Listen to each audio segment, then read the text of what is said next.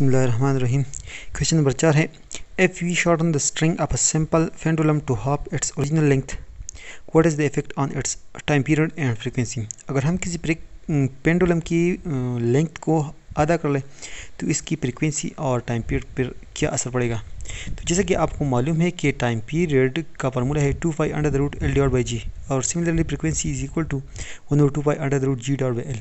चूँकि इस इक्वेशन में g और 2π कांस्टेंट वैल्यूज़ है तो लिहाजा टाइम पीरियड लेंथ के साथ under the square root of length के साथ डायरेक्ट रिलेटेड है और frequency under the square root of length के साथ इन्वर्सली रिलेटेड है। यानी अगर लेंथ ज़्यादा होगा तो टाइम पीरियड ज़्यादा हो जाएगी और अगर लेंथ कम होगा तो टाइम पीरियड कम होगी। सिमिलरली अगर लेंथ ज़्यादा होगा तो फ्रीक्वेंसी कम हो जाएगी और अगर लेंथ कम होगा तो फ्रीक्वेंसी ज़्यादा हो जाएगी। लिहाजा इस क्वेश्चन का आंसर है, if we shorten the string of a simple pendulum to half its original length then its time period will decrease and frequency will increase by a factor of square root 2 because we know that time period is given by 2π under the square root L/g.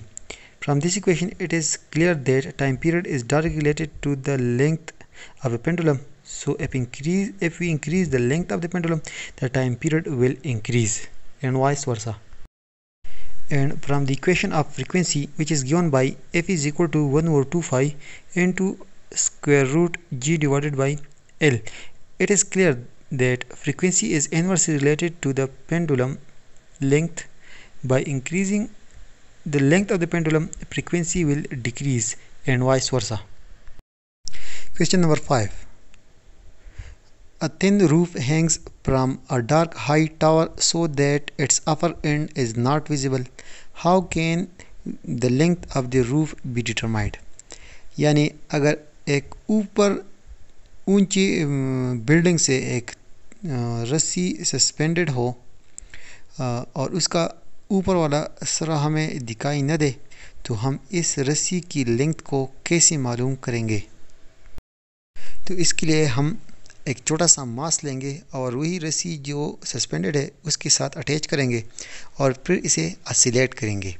Oscillation start करते हुए हम हमारे साथ एक stop watch होगा, हम उसे भी स्टार्ट करेंगे। तो स्टॉप वॉच टाइम मेजर करता जाएगा और हम नंबर ऑफ वाइब्रेशंस को मेजर करेंगे। कुछ वाइब्रेशंस के बाद हम स्टॉप वॉच को स्टॉप करेंगे और उसी डेटा को इस फार्मूले में पुट करेंगे तो हमारे साथ फ्रीक्वेंसी की वैल्यू आएगी।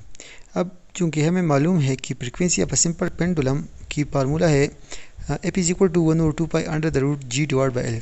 इस फार्मूले की बहुत साइड्स को अगर हम स्क्वायर कर लें तो हमारे साथ बनेगा f² is equal to 1/4π² into g divided by L।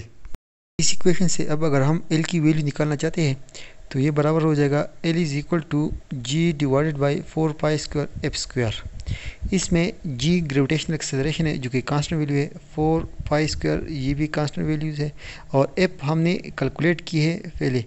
तो ये सब वैल्यूज अगर हम इसमें फुट कर लेंगे तो हमारे साथ L की वैल्यू आएगी। अब अगर g की यूनिट मीटर पर सेकंड स्क्वायर है और फ्रीक्वेंसी आपने सेकंड्स में या पर सेकंड में कैलकुलेट की है, हर्ट्ज में कैलकुलेट की है, तो लेंथ की वैल्यू आएगी मीटर्स में। So the answer of the question is we can determine the length of the roof by the following method. Number 1, attach a small mass to the lower end of the roof, vibrate it and note the frequency.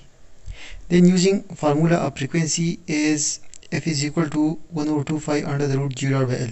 From this equation, length is equal to L is equal to g divided by 4π² into f².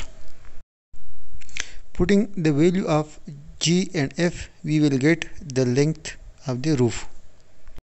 तो बस ये था आज का हमारा video. अगली videos में हम इंशाल्लाह और क्वेश्चन डिस्कस करेंगे। अल्लाह हाफिज़।